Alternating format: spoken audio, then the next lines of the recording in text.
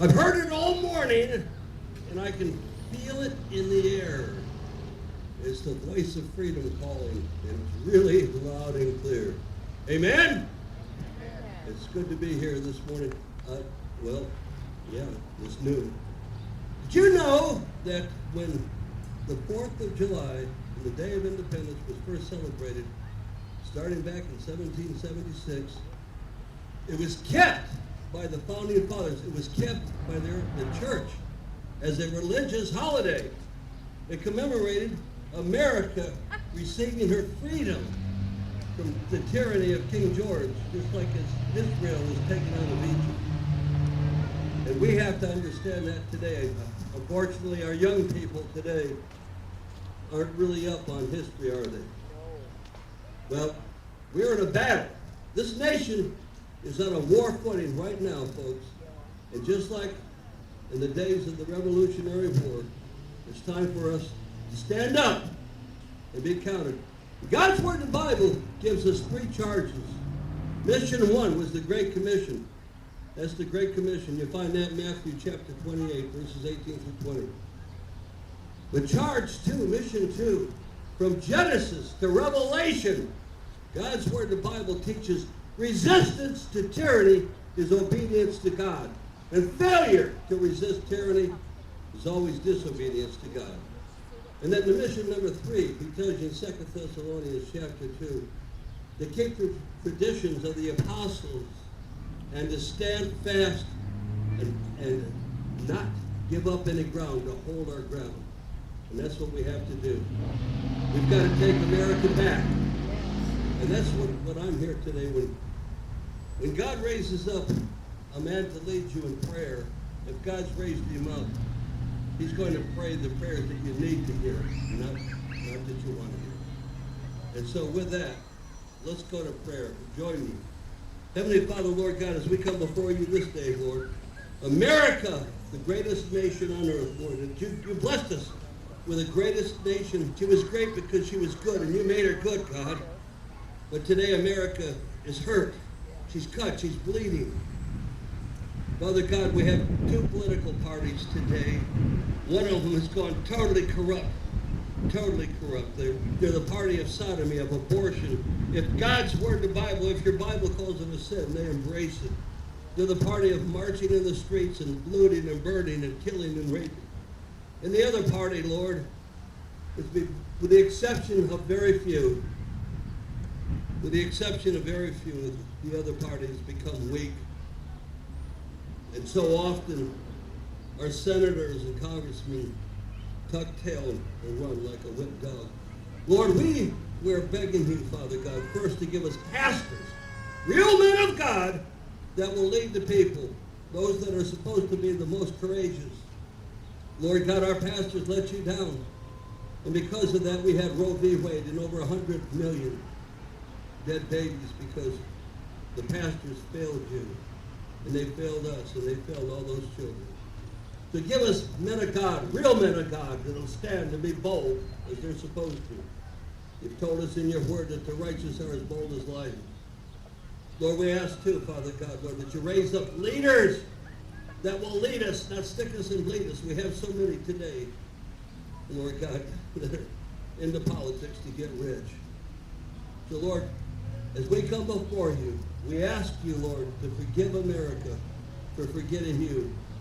And your people are calling you now, Lord, and asking you to lead us, to show us how we can restore this nation back to one nation under God, the way you gave it to us. This we ask in the name of the Lord of Lords and the King of Kings, our Lord and Savior, Christ Jesus. Amen. Amen.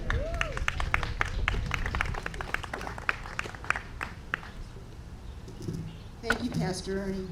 We will now have Mike Petrozzulo lead us in the Pledge of Allegiance. Mike is a U.S. Army veteran and a very good friend of this community.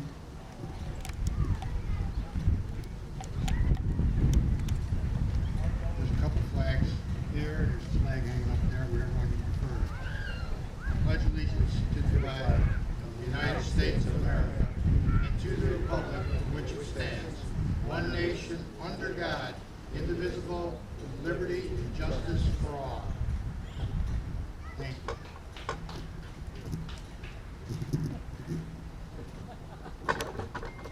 Thank you, Mike. Few words of opening today. Today is Independence Day, July 4th, in the year of our Lord 2020. I believe it is significant that we are assembled here today, protected by the First Amendment of the Constitution of this great republic, the United States of America. Today, our history is more on my mind than ever before, as our statues and memorials are toppled and defaced. Our history must not be erased. While mankind is imperfect and individuals have great faults, it is imperative to remember the sacrifices, the courage, the dedication, and the tenacity of our fathers in forming this greatest republic the world has ever known. Today we recall the very great and familiar words from the Declaration of Independence. We hold these truths to be self-evident, that all men are created equal, that they are endowed by their Creator with certain unalienable rights, that among these are life, liberty, and the pursuit of happiness, that to secure these rights, governments are instituted among men, deriving their just powers from the consent of the governed. I hope these words are repeated often today, that we will remember them, and that we will allow the love of this great nation to reign supreme over those who would seek to destroy or diminish her. I also hope that the courage and the Judeo-Christian faith of our founders will dwell with each of us, in these days and in our time. Thank you.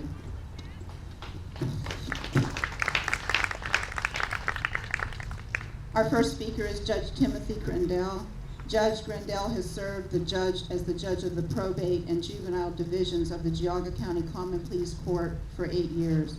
As a judge, he serves or has served on the executive boards for a truly impressive number of professional organizations.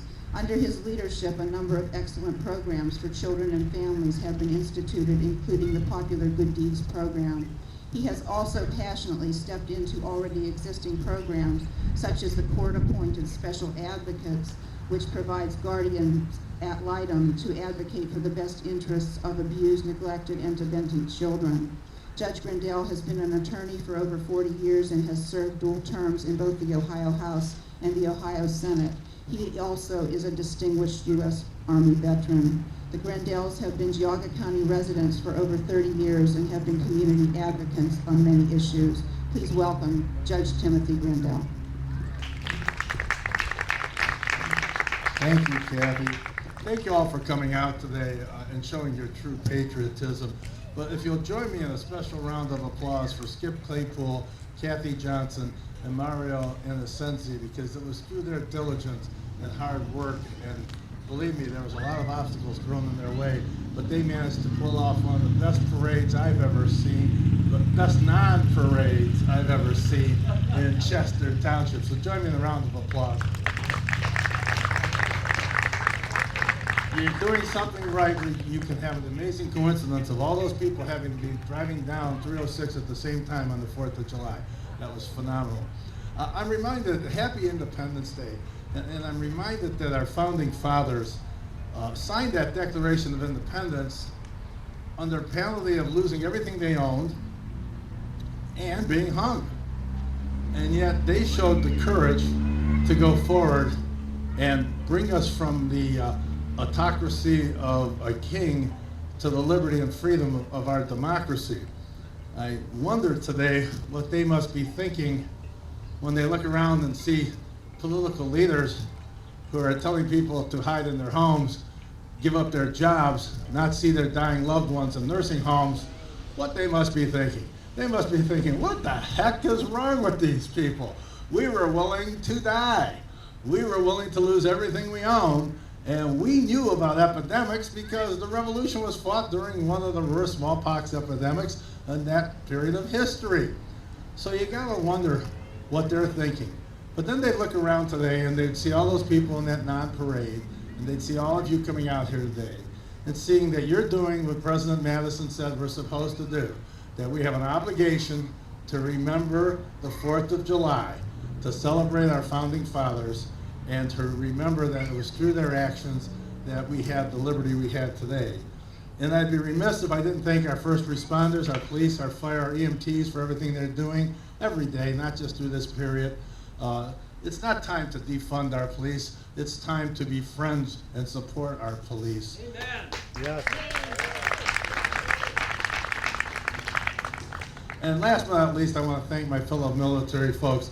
I am reminded, I have this particular thing about people who won't stand for the flag. You know, the folks who fought and defended that flag knew no color. The people who died and who are laying there in Arlington Cemetery knew no color. There are folks there from every race and creed who fought to defend that flag. And you're not just dishonoring white service members when you don't stand for that flag. You dishonor all service members when you don't stand for that flag. And frankly, that's plain wrong. Happy Independence Day, folks.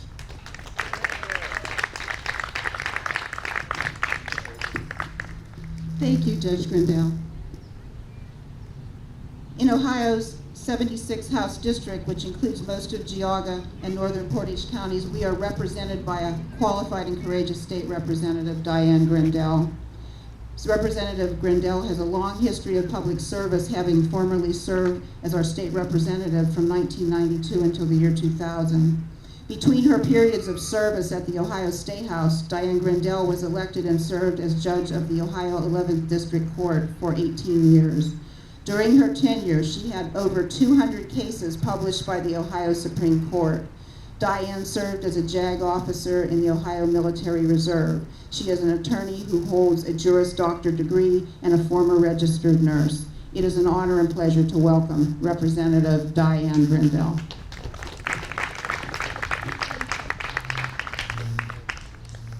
Thank you, everyone. It's always hard to follow such a class act as my husband and Pastor Sanders. Yeah, okay. Thank you all for being here. You are very special to me for all of you to come out here.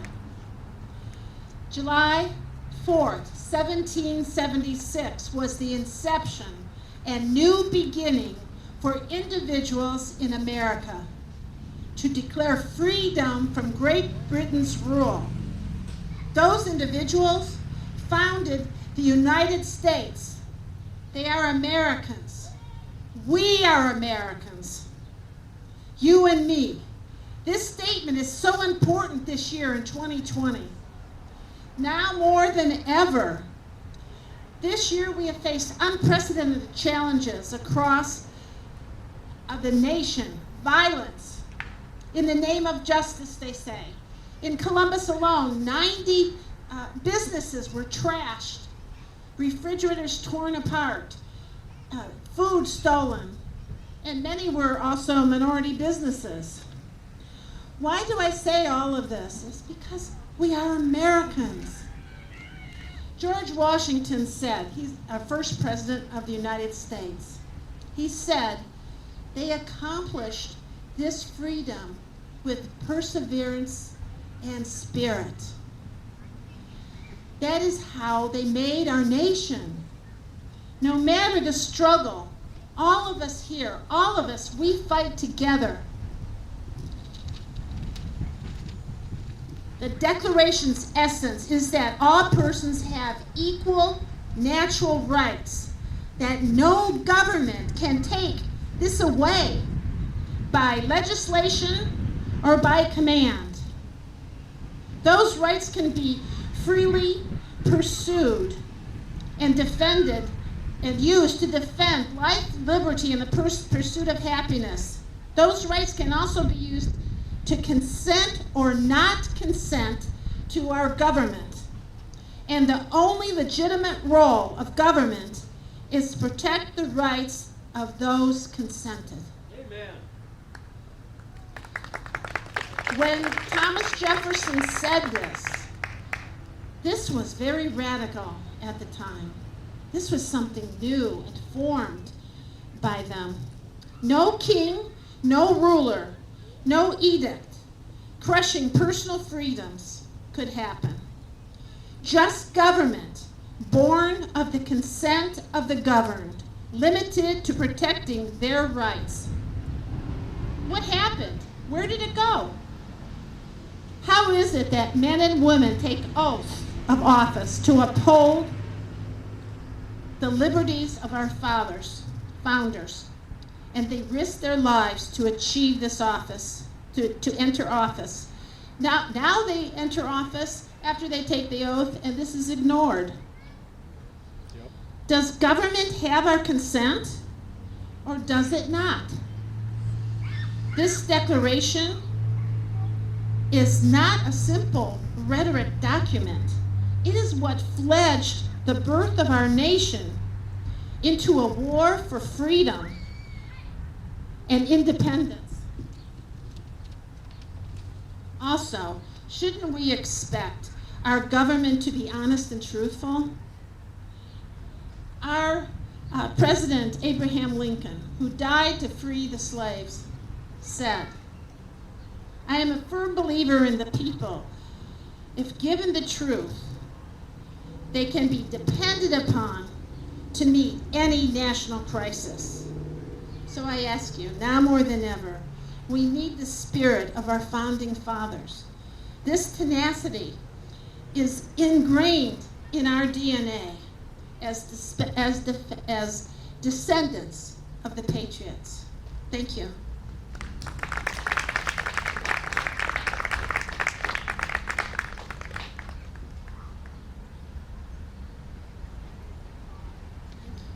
Thank you, Diane. So proud to have her as our state representative. Ohio State Senator John Eklund is serving his second term as our Ohio State Senator, serving in the 18th District, which includes portions of Lake Geauga and all of Portage County. He is present chair of the Senate Judiciary Committee and serves on numerous other committees as well. Senator Eklund, when not in Columbus, is senior counsel at Kelfie, Helcher, and Griswold LLP, where he has worked for over 35 years. Senator John Eklund resides in Munson Township. He is active in the community and has served on many boards and committees in Geauga County and in Northeast Ohio. Please welcome State Senator John Eklund.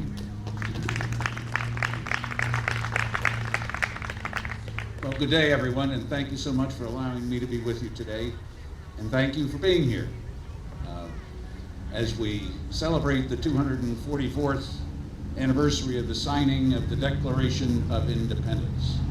And of course, it's only fitting that we do that, and that we do it in such a way as to make our own independence declarations, which we did today. I too would like to thank the organizers of the parade this morning and the events here today. It takes a lot of work and a lot of attention to detail, and we thank you for standing up with us and for us. When I think about the Declaration of Independence as an event, the signing of it as an event to celebrate and remember, of course, I look at it a little bit differently sometimes, because of course the Declaration was signed on July 4th, 1776, but by that time, some might say, America was already in the formation.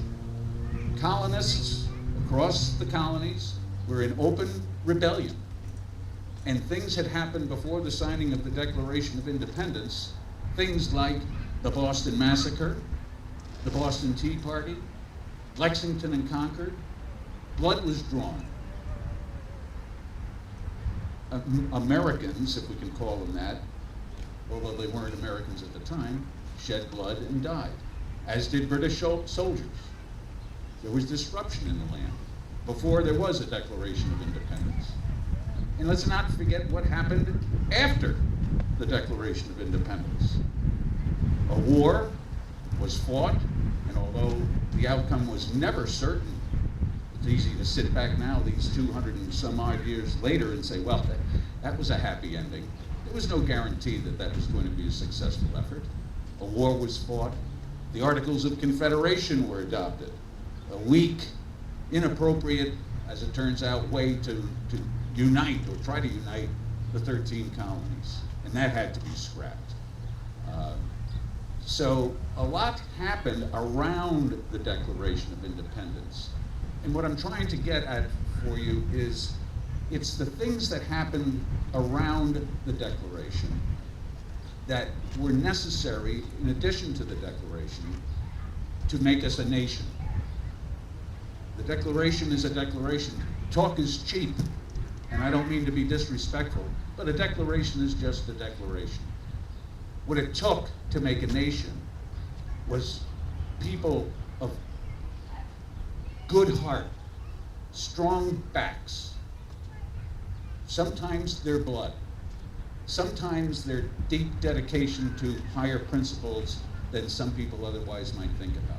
All of those things came together, and finally a constitution was adopted, which even that did not make America a nation. It's those same things that I described to you that happened around the Declaration that have carried forward, and continuing generations have displayed the same heart, the same spine, the same grit, and the same blood and guts sometimes. That is what welds a people together, not just colonies and not just states, but welds a people together to form a nation. And so as we reflect on another Independence Day this year, I might ask you to think about today, think about the events of today as sort of like the Declaration. Very nice, important to do, but it's all the other things that you all do day in and day out, both as individuals and as citizens and of Ohio and citizens of America, that really is what makes this the greatest place in the world to live and to work and to raise a family. And for that, I'm most grateful to you. Thank you to our veterans and to our first responders who are likewise celebrated today. And God bless you all, and God bless the United States of America. Thank you.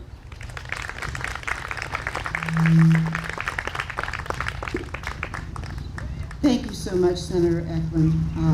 Very inspiring speech today. Jerry Serino is a current Lake County Commissioner who lives in Kirtland. He is running for State Senate in Ohio District 18 and is seeking election to the seat currently held by Senator John Eklund, who is term limited.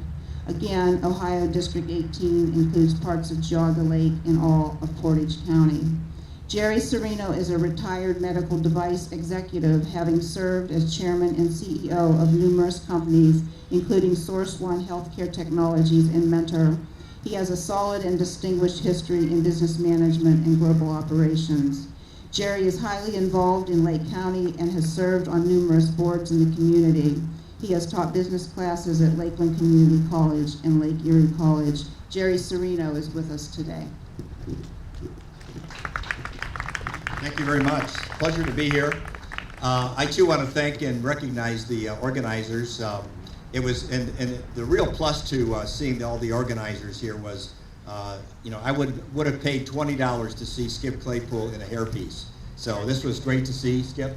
Anyway, it's great to follow Senator Eklund here on the microphone, because with your help and the hard work of so many of the volunteers that we have on the campaign, I would like to follow him to the state senate in January of 2021.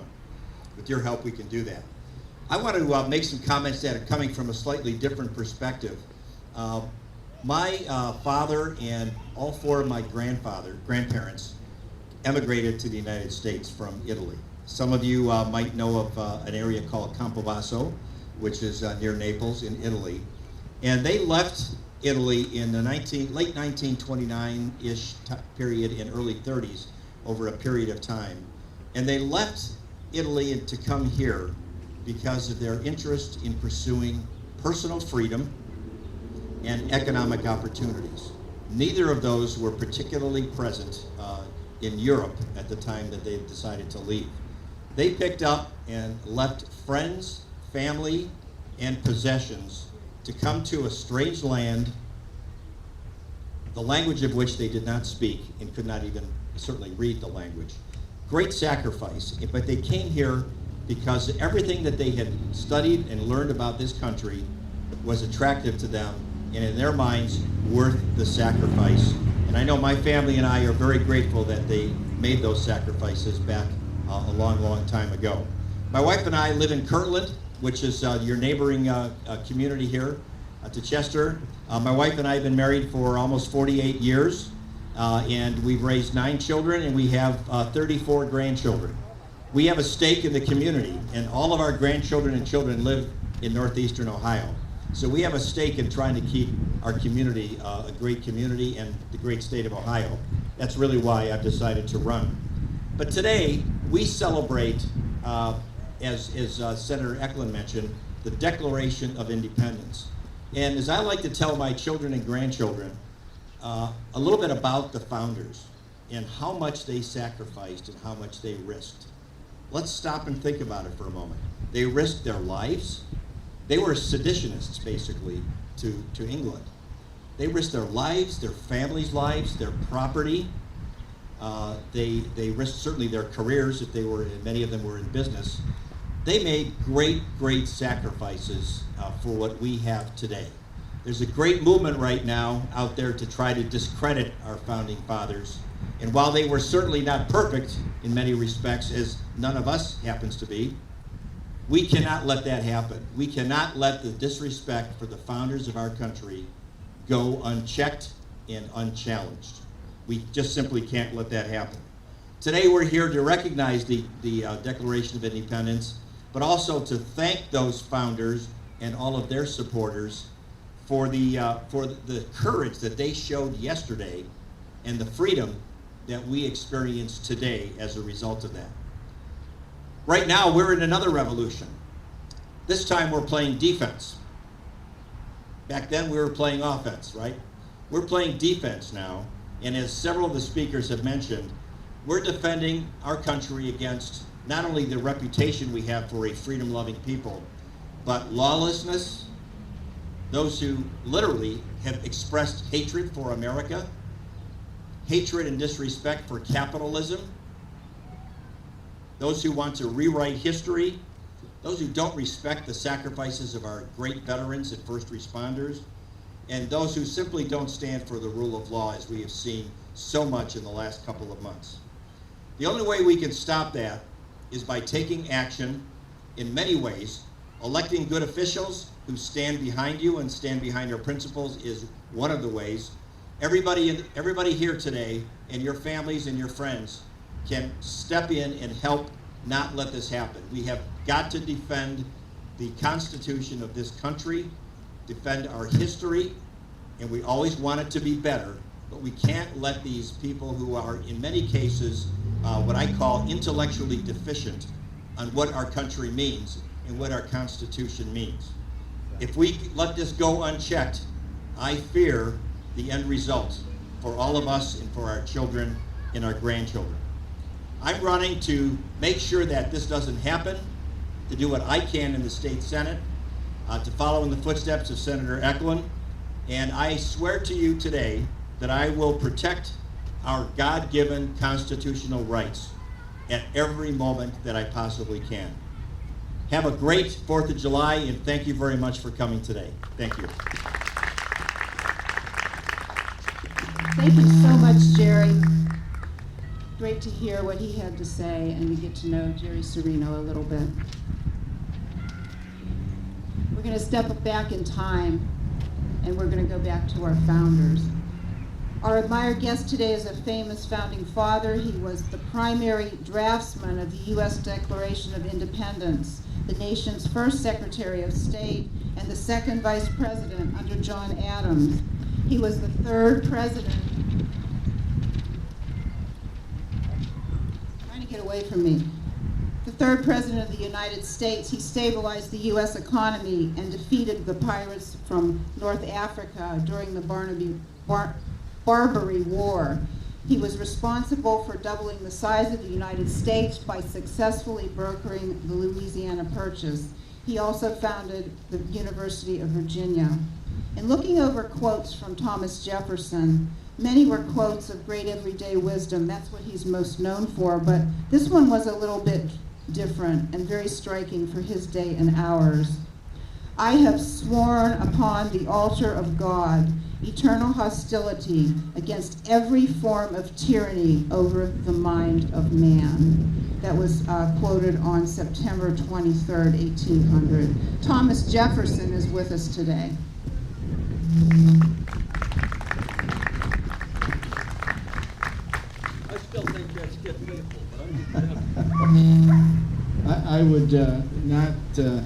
while I'm here trying to do the best that I can to represent Thomas Jefferson, would never say that I could be Thomas Jefferson. He was such a great person. And if you study history, and I'm going to talk to you about that a little bit today from Thomas Jefferson's possibly perspective, it would drive you, as I've been driven many times, to study history. Because what we're getting through our media and through our schools is not history.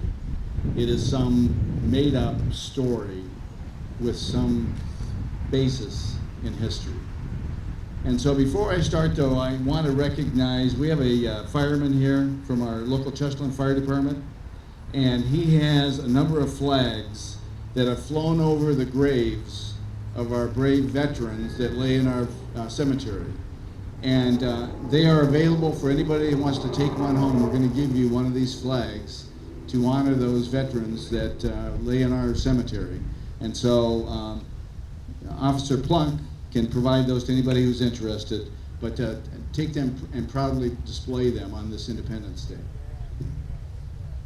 So Thomas Jefferson, I was one of 5 people asked to produce the Declaration of Independence. Benjamin Franklin, Robert Livingston, Roger Sherman, and John Adams. I was asked my good friend, Benjamin Franklin, to do the original draft because I was considered the more articulate of the group. And I struggled mightily in accomplishing that. The time that you live in today, is not unlike the time that we lived in. There are tyrants. We lived under a tyrant, King George III. King George III, in wanting to expand his kingdom around the world, colonized the world. And in the process of that colonization, used tools such as slavery. And Thomas Jefferson was often accused of holding slaves, and he did. And Thomas Jefferson was actually born into that. That wasn't his decision. And he decried that to King George. And in the first draft of the Declaration of Independence, called out King George for the horrible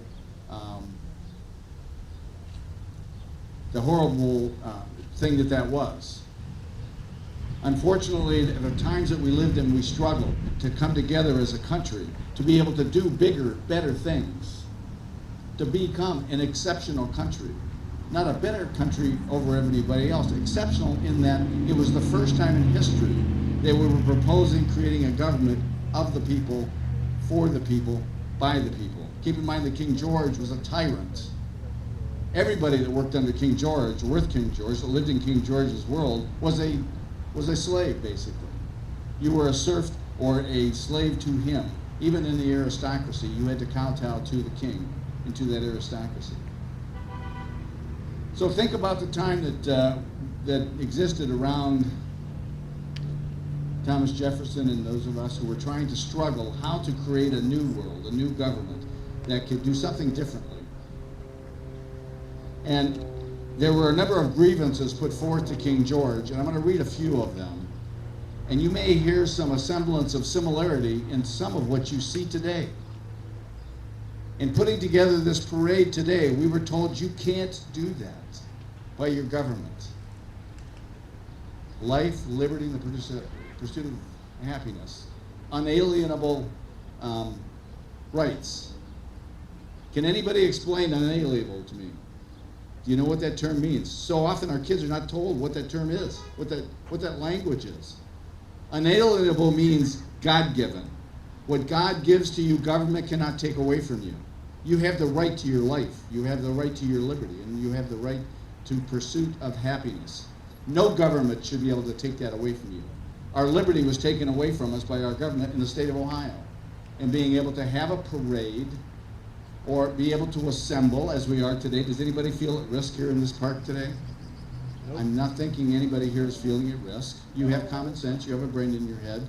And that's the same thinking that occurred during the founding of this great country. Reason, common sense were employed. And you might see some other things that are similar.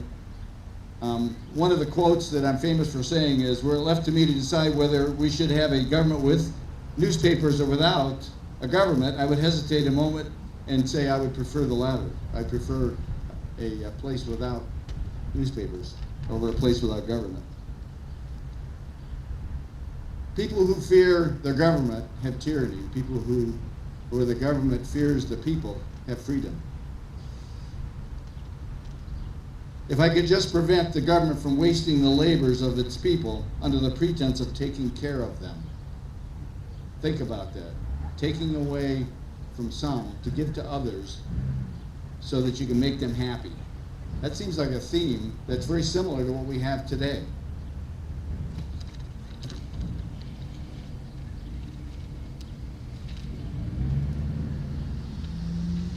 Bear with me.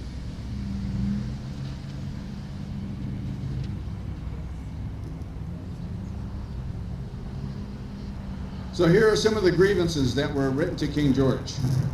He has refused his absence to laws as the most wholesome and necessary for the public good. In other words, he has not been lawful. He has forbid his governors to pass laws of immediate and pressing importance unless a suspension of their operation till his assent should be obtained. So when suspended, he has utterly neglected to attend to them. He refused to pass other laws for the accommodation of large districts of people unless those people would relinquish the right of representation. No representation. He called together a legislative body at unusual places, uncomfortable, distance from the depository of public records for the sole purpose of fatiguing them into compliance. There was no sunshine law back in those days. He has dissolved the representative house repeatedly, opposing with many firmness his invasions on the rights of the people. Are you hearing a common theme? I just recently found out, or was listening to the news in this time, and the government was wanting to hold a vote in Congress unconstitutionally without being there. We want to have votes by mail, without people, without any record of being able to keep track of those votes. So the point that I'm trying to make, and maybe not as eloquently as Thomas Jefferson might have made, is that there's a lot of commonality in the time in which Thomas Jefferson lived to the time that you have today. There's a lot of struggles. You have a lot of diversity of opinion. You have a government that is fringing on being oppressive and being tyrannical. And the only thing to fight back on that, or to push back on that, is people like those who sit here today who are willing to stand up and to do just that. You saw a big, beautiful parade today recognizing this country and in our independence. There's a lot of people who are excited about recognizing their independence. That gives me solace. What I wished I would see today on this Independence Day is a sea of people out here in this grass, recognizing the independence that we have hard fought and hard earned in this country. Many have gone to war to defend our liberties. Many died to create the government and the structure and the liberties and the freedoms that people have. And some people are so willing to give up their freedoms for something else. And I think it was Thomas Jefferson said, if you give up your freedoms for security, you get neither. And so with that said, I'm going to ask all of you to think about what you've experienced today, some of the speakers and what they've said, and go back and think about history, because history is not as it is been presented in many cases. It's way different. And if we understand history, we know how to not repeat it. And so thank you for being here. Thank you for expressing your God-given right to assemble as free peoples of this state and of this country, and enjoy the rest of your 4th of July.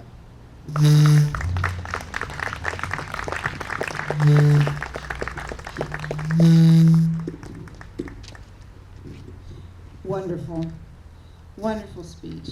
Thank you, Thomas Jefferson. Few realize that the Founding Fathers were well aware of every issue of life, morality, government, economics, culture, and business. We have an esteemed guest today.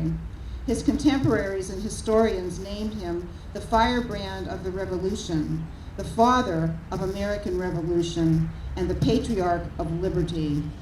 He has deep Christian convictions and has been described as conscientious, a noble genius within, more than ordinary inflexibility of character and purpose, great sincerity, simplicity, interesting, instructive, concise, inflexible firmness, patriotic ardor, full of hope, resolute and eager for action.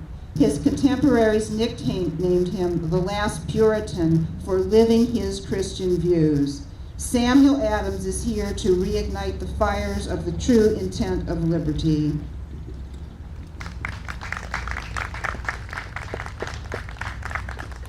I know not what to do with this device that I was just handed.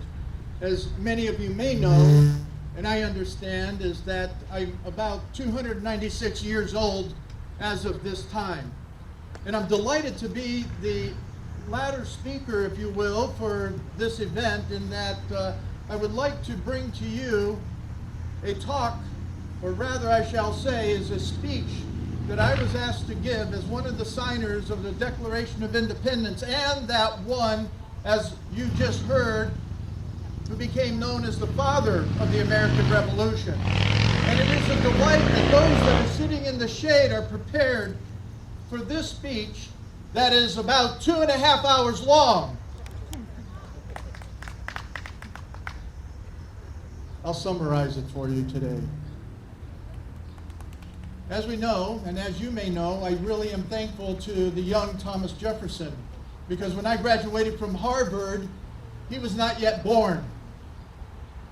By the time we were in through the move of much that was happening from the Stamp Act all the way to the other acts that were imperiling America and compiling the charges against the king, one has to understand very clearly that what we had were charters, and the king was violating those charters.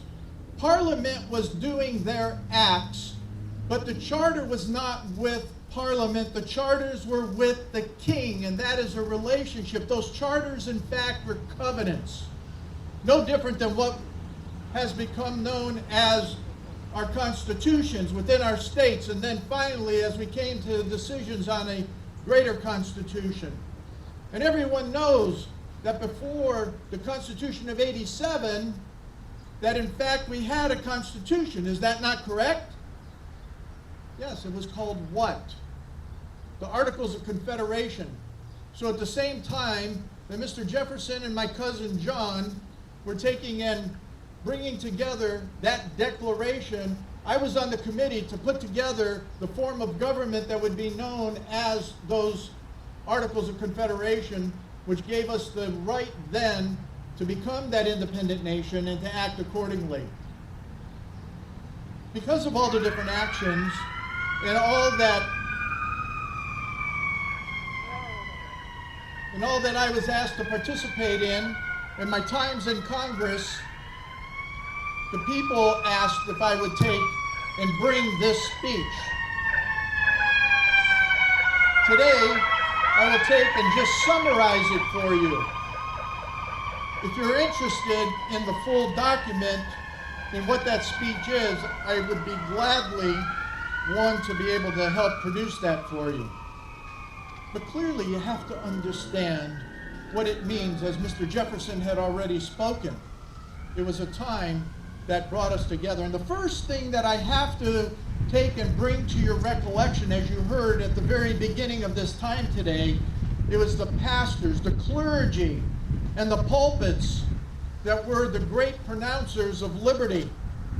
They were the ones where everyone met. They were the ones that facilitated those truths. The pulpits, when they go dark and they do not stand for the fullness of liberty, we see what happened in England, in that then government can come overpowering all that it is for the rights of the people. So with that, I will be relatively brief, and I do respect your indulgences. As that countrymen and brethren, I would gladly have declined an honor to find myself in this unequal position. I have not the calmness and the impartiality which the infinite importance of this occasion demands. I will not deny the charge of my enemies that resent the accumulated injuries of our country and an adder for her glory, rising to the enthusiasm, may deprive me of that accuracy of judgment and expression which men of cooler passions than myself may possess. Let me beseech you then to hear me with caution, and to examine without prejudice, and to correct the mistakes into which I may be hurried by my zeal. Truth loves an appeal to common sense of mankind. Your unperverted understanding can best be determined on subjects of a practical nature. The positions and plans which are said to be above your comprehension of the multitude may be always suspect to be visionary and fruitless. He who made all men hath made the truths necessary to human happiness obvious. Our forefathers threw off the yoke of popery and religion. For you is reserved the honor of leveling the popery of politics. They opened the Bible to all and maintain the capacity of every man to judge for himself in religion. Are we sufficient for the comprehension of the sublimest spiritual truths, but unequal to those of the material truths? Oh, my friends, heaven hath trusted us with the management of things for eternity, and man denies us what? To know those feelings and to make the judgments that we should for this present time? I say to you, you can know from our feelings the experience that will make us happy. Objects distant and remote, but cannot perceive those within your grasp. Let us have the distribution of present goods and cut out and manage as you please the interest of futurity. This day, I trust the reign of political Protestantism will commence. We have explored the temple of royalty and found that the idols have bowed down to has eyes which cannot see, ears that cannot hear our prayers, and a heart like the nether millstone. We have this day restored the sovereign to whom alone men ought to be obedient. He reigns in heaven, and with a propitious eye beholds his subjects, assuming that freedom of thought and dignity of self-direction which he bestowed on them from the rising to the setting of the sun. May his kingdom come. My friends, that is just a moment of the truth that is there forth to you in this document. But what mysterious distribution of character has crafted the statesman? More fatal than priestcraft that could be introduced. According to their doctrine, the offspring of perhaps the lewd embrace of a successful invader shall from generation to generation aggregate the right of lavishing on their pleasures of proportion of the fruits of the earth, more than sufficient to supply the wants of thousands of their fellow creatures, claim authority to manage them like beasts of burden. They want to manage you, a beast of burden, and without superior industry, capacity, or virtue. Nay, though disgraceful to humanity by their ignorance, intemperance, and brutality, shall be deemed best calculated to frame laws and to consult for the welfare of society.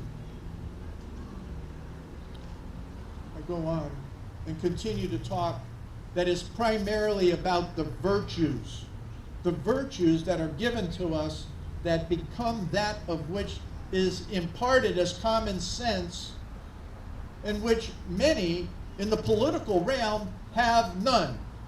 We heard young Mr. Jefferson express into your time frame that much of what is going on. We heard other speakers, and I'm appalled to hear what has been going on, but there is nothing new under the sun. What a glorious day we have. Nothing new under the sun. And unless we understand that this battle is greater than what we assume just in the realm before us, my friends, we miss all that is going on. Men who content themselves with the semblance of truth and display of words talk much of our obligations to government's protection. Government's protection. Is that what we want? Is that what you want? Is that what we've looked for? We are the sovereigns. That is one thing that we learned from that great revolution in England, is that we are the sovereigns of this nation. And those that we come into society together and form a good government should be men and women of virtue, of morality, of truth, and an understanding of our history. When I talk about those forefathers, I talk about those that came before me, those that gave their blood, their sweat, their tears, those that landed on a new nation and formed it so that we would have a shining city on the hill. My friends, my patriotic friends, who among you, my countrymen, that is a father, who among you that's a father, would claim authority to make your child a slave because you had nourished him in his infancy? That's what the government wants to do in claiming that on you, on us. It is a strange species of generosity which requires a return infinitely more valuable than anything it could have bestowed, and demands a reward for defense of our property, a surrender of those inestimable privileges to the arbitrary will of vindictive tyrants, which alone give value to our very property. The tyrants giving value to our property. Political right and public happiness are different words for the same idea. They who wander into metaphysical labyrinths or have recourse to original contracts to determine the rights of men either impose on themselves or mean to delude others. Public utility is the only certain criterion. It is a test which brings disputes to a speedy decision and makes it appeal to the feelings of mankind. The force of truth has obliged men to use arguments drawn from the principles who were combating it. In practice and speculation, the advocates for a despotic government and non-resistance to the magistrates, for you, that would be the bureaucrats, employ reason in favor of their systems drawn from a consideration of their tendency to promote public happiness. The idea as I came into this place of 6 feet apart, the ideas I've heard earlier of those that are imposed upon to cover their faces in such a way that you cannot hear. I spoke earlier of common sense. We use common sense. We have to understand, and I want you to understand very, very clearly, that during this Revolutionary War, smallpox was the greatest plague across all of the colonies. George Washington did not stop fighting because of smallpox. He did not stop fighting because of dysentery. He did not stop fighting because of other plagues and diseases that came across all of our military in the various campaigns. No. First off, the chaplains and the clergy went into the field and ministered to those that were sick, those that needed that assistance, that needed not only the physical help, but the spiritual help, because many of them knew they were going to die. That's not what we understand very clearly anymore, is that what is death? What is death? Will death come upon us all without any pause whatsoever? In fact, I lost my son, and I understand what it means to lose a loved one due to a war. My son was a doctor during the Revolutionary War, and after that, from everything that he saw, he became despondent. And his health, because of those diseases that he encountered ministering to the troops, he became ill himself, and he passed at an early age. No. The author of nature directs all his operations to the production of the greatest good, and has made human virtue to consist in a disposition and conduct which tend to the common felicity of his creatures. An abridgment of natural freedom of man by the institution of political societies is vindictable only on this foot. How absurd, then, is it to draw argument from the nature of civil society for the annihilation of those very ends which society was intended to procure? Men associate for their natural advantages. You associate for your natural advantages, my friends. Courage, then, my countrymen. Our contest is not only whether we ourselves shall be free, but whether there shall be left to mankind an asylum on earth for civil and religious liberty. Dismissing, therefore, the justice of our cause as incontestable, the only question is, what is best for us to pursue in our present circumstances? What is best for you to pursue in your circumstances today, now, in your time of history? The hand of heaven appears to have led us on to be, perhaps, humble instruments and means in the great providential dispensation which is completing. We have fled from the political Sodom. Let us not look back, lest we perish and become a monument to infamy and derision to the world. For can we ever expect more unanimity and better preparation for defense, more infatuation of counsel among our enemies, and more valor and zeal among ourselves? The political ministers, they prepare in so many different ways. And yet, what are we doing? We must take and act. If there's any man so base or so weak as to prefer a dependence on the government to the dignity and happiness of living a member of a free society and an independent nation, let me tell him that necessity now demands what the generous principles of patriotism should have dictated. We have now no other alteration than independence, or more ignominious and galling servitude, or the most.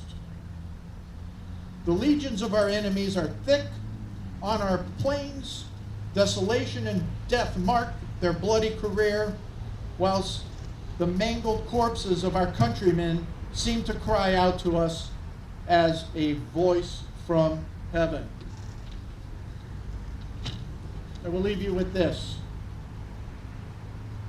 is that men who, unmindful of their relation to you as brethren, of your long implicit submission to their laws, of the sacrifice which you and your forefathers made of your natural advantage for commerce to their avarice, formed a deliberate plan to wrestle it from you, the small pittance of your property, which they have permitted you to acquire. Countrymen, the men who now invite you to surrender your rights into their hands are men who have let loose the merciless savages to riot in the blood of their brethren, who have dared to establish popery triumphant in our land, who have taught treachery to those who work with you, and courted them to assassinate your wives and your children. These are the men to whom we are exhorted to sacrifice the blessings which providence holds out to us, the happiness, the dignity of uncontrolled freedom and independence. Our union is now complete, our Constitution composed, established, and approved. You are now the guardians of your own liberties. We may justly address you as the vincimeri did the Romans and say, nothing that we propose can pass into law without your consent. Be yourselves, O Americans, the authors of those laws on which your happiness depends. My friends, that goes to the point. We are the sovereigns. It is up to us to ensure that those that become elected to office do the will of we the people. In the Massachusetts colonies and the surrounding colonies, we had at times something that was called not only the folk mote, where every person participated and was mandated to participate in that town meeting. Not only that, we wrote letters of instruction to those whom we elected. And from those letters of instruction, they were to carry out then the will of the community. I will leave you with this in a challenge, is that you, as the sovereigns, are called upon from us, the founders, to maintain your liberties, not only for yourselves, but your posterity, by ensuring that you engage every and all, at all levels of governance, so that your voice is heard and that liberty may ring forever in the United States of America. Thank you.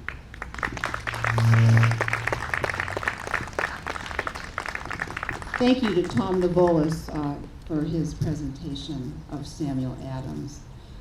We have just learned that Judge Carolyn Paskey is in the audience, and I did not prepare a proper introduction for her. She is a judge of the Court of Common Pleas in Geauga County, but she's agreed to say a few words to us. So please welcome Judge Carolyn Paskey.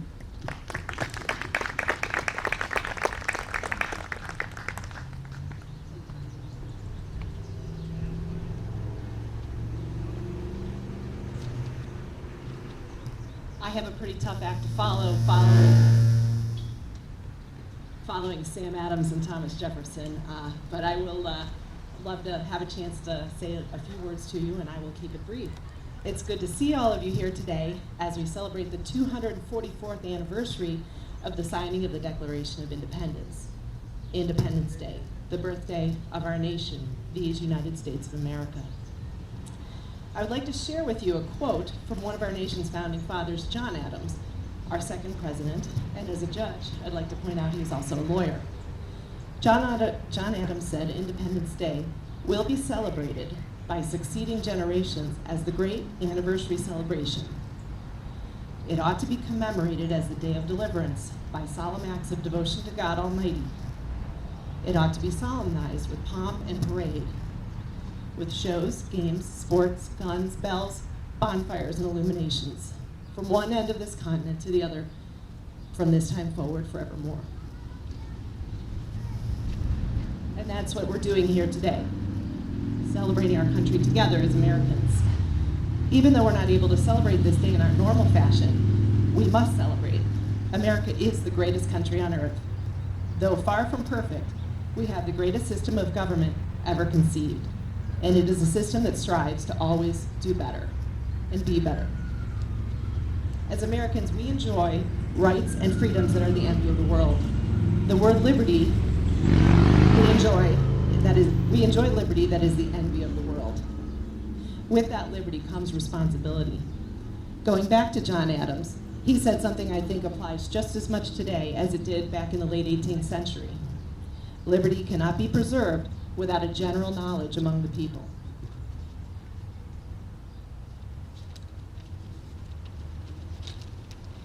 So as Americans, we must exercise our rights, our freedoms, our liberty, by having that general knowledge, by being informed, deriving our individual knowledge from every source possible.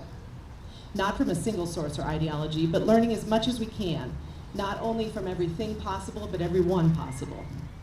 When we celebrate our country, we must also celebrate and thank our nation's first responders, the ones that help us when we need it. They are the ones running into a burning building when the rest of us are running out.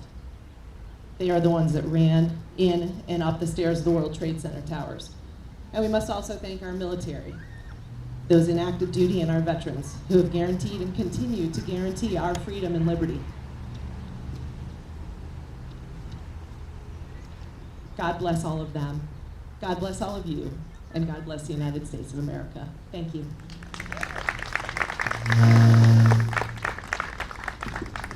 Thank you, Judge Paskey. We have an immigrant in our audience today, and I think she may have something to tell us. Her name is Elena Hall, and she's going to share a few words before us. Thank you for speaking with us, Elena. Well, it's an honor and privilege to speak to you today on July 4th. It's my 26th year in America. And I came all the way from former Soviet Union, from the most oppressive, the most awful regime that you never had experienced. So, growing up in there, I came here when I was adult, and I was 28. And growing there, I knew that fear is driven most of the people. Fear is a very effective weapon against humankind. Fear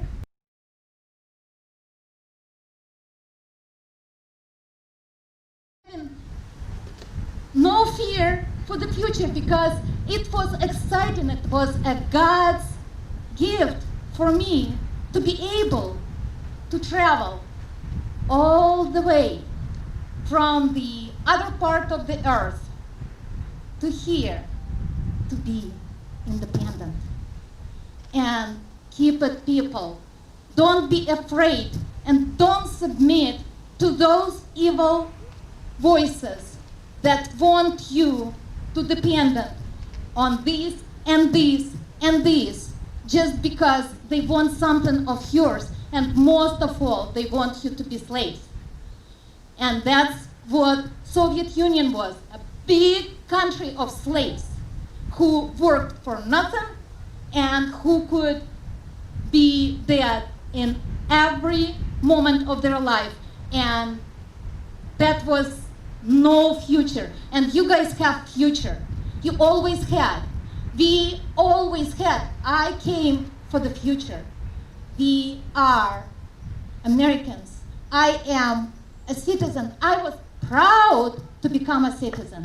I wear this name with my pride. I know what it means to be American citizen. Some people are born there. I was not. I wanted. I dreamed about that. And I want to carry it on. And I want you to know how blessed you are, how sincerely beautiful our future together is, and how good will be the fight with evil, but with God we win. And we do have that future, the most brightest, the most glorious. Thank you.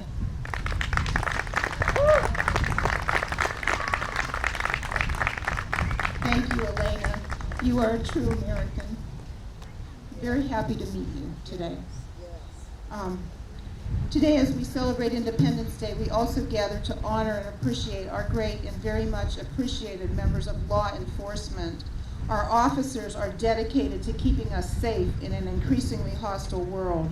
Police officers face many challenges, and I imagine that they face each day with the hope that they will not have to make a split-second decision. The narrative we're hearing over the past few weeks is a lie for the vast majority of our dedicated officers. Today we pause to say thank you to all those who choose to protect and serve. Mike Warner from Concord is in the audience today, and he's agreed to say a few words to us. He is a retired police chief of 40 years in Concord. He is currently the captain of the Lake County Sheriff's Office. He is a U.S. Army veteran. Please welcome Mike Warner.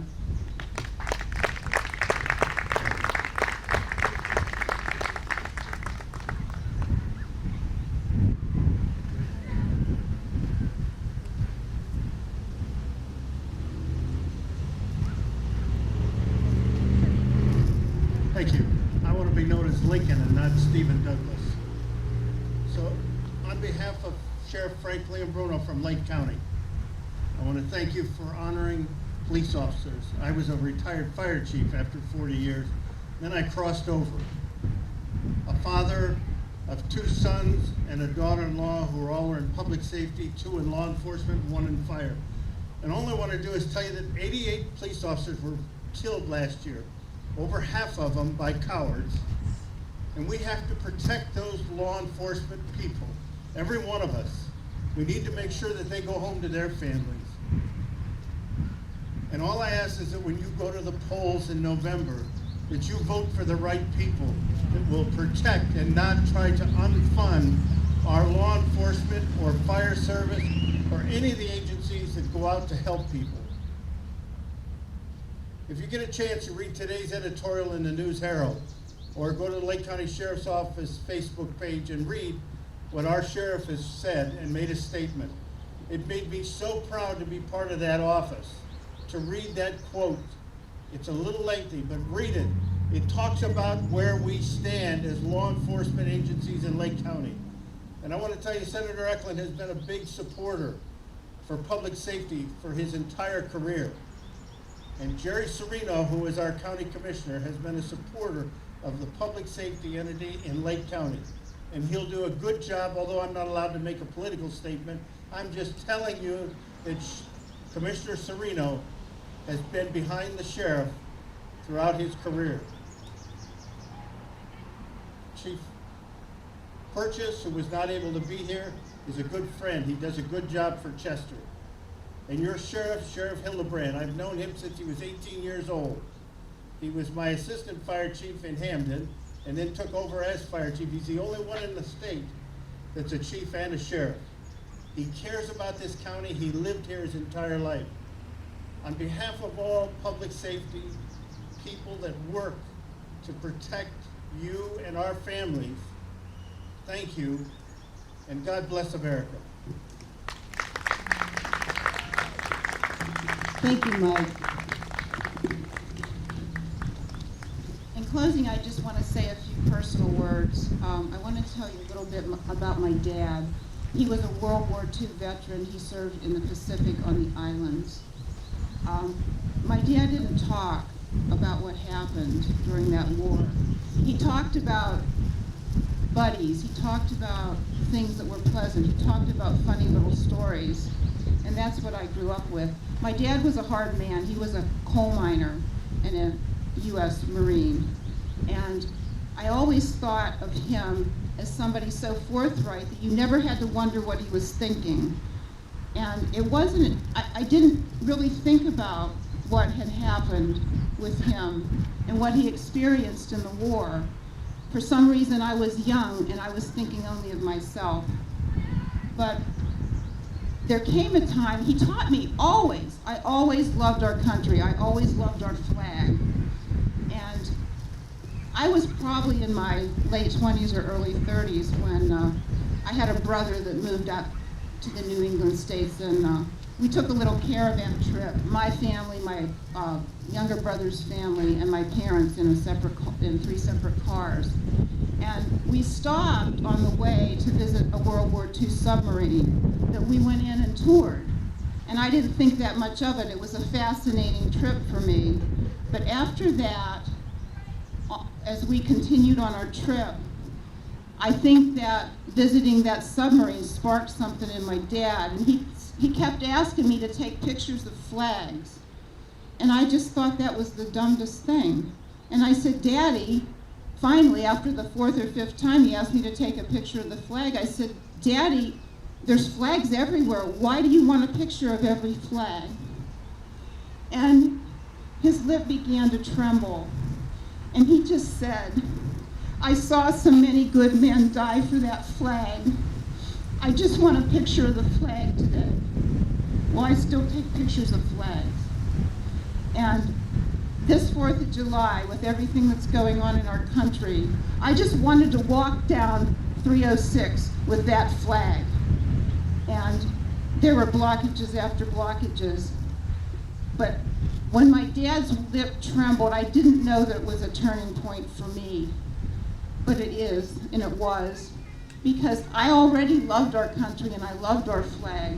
But when his lip trembled, I learned that I better respect that flag, and I better respect the people that gave me freedom. Are there any veterans here today? And if you're here, would you stand up, please?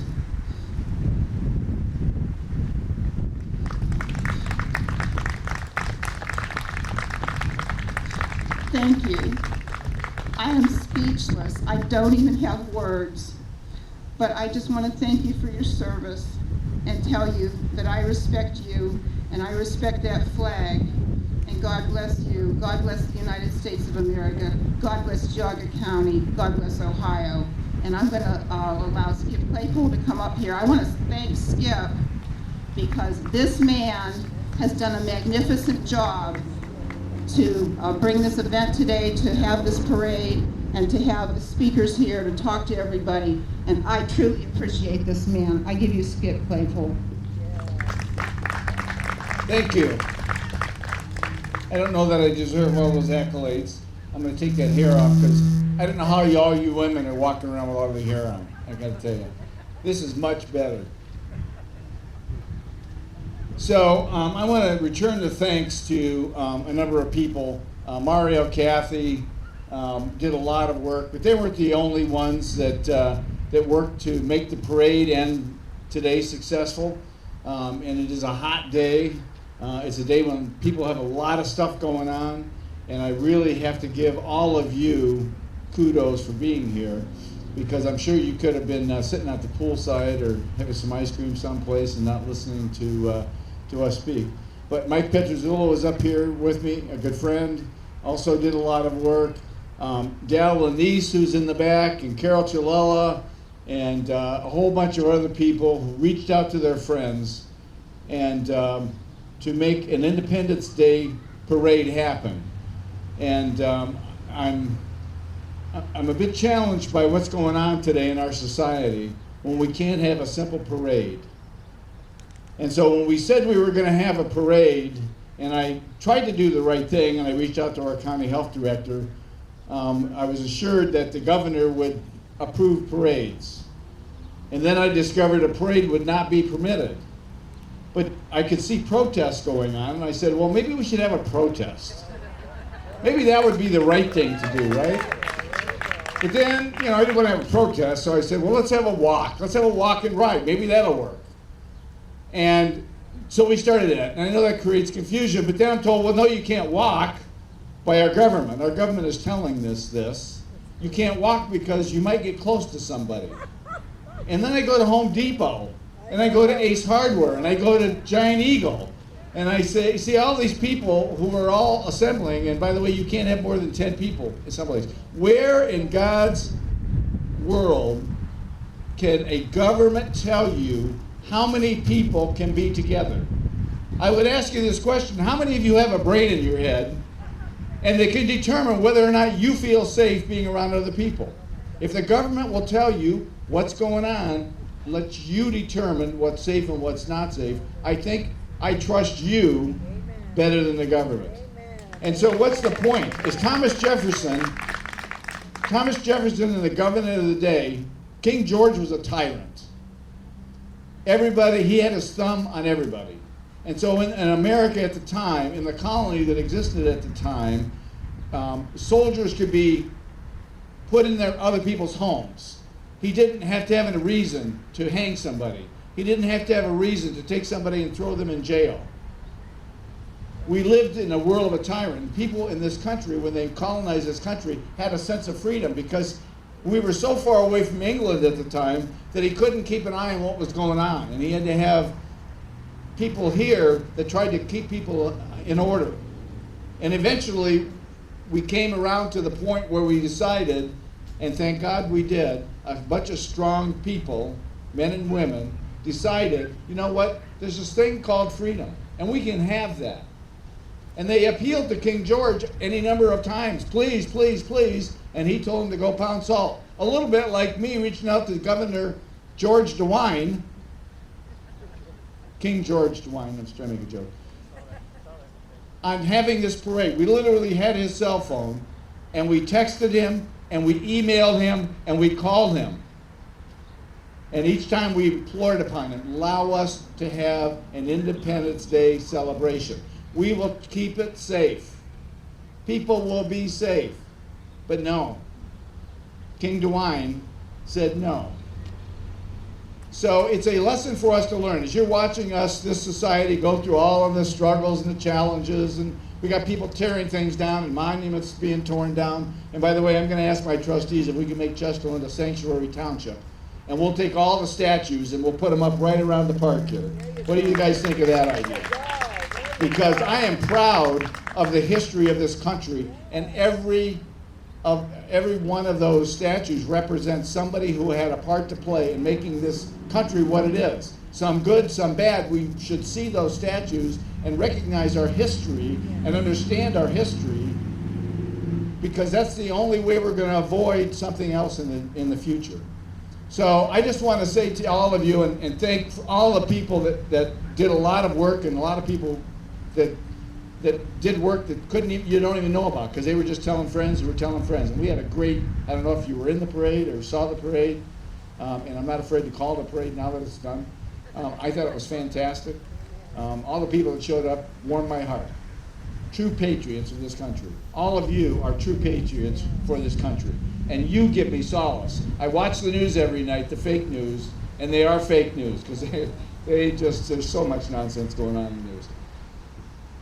I watch that every night, and I get sad and I get depressed. When we have events like this, and I see people like you, that gives me hope. And so keep doing what you're doing. Celebrate today, and God bless America.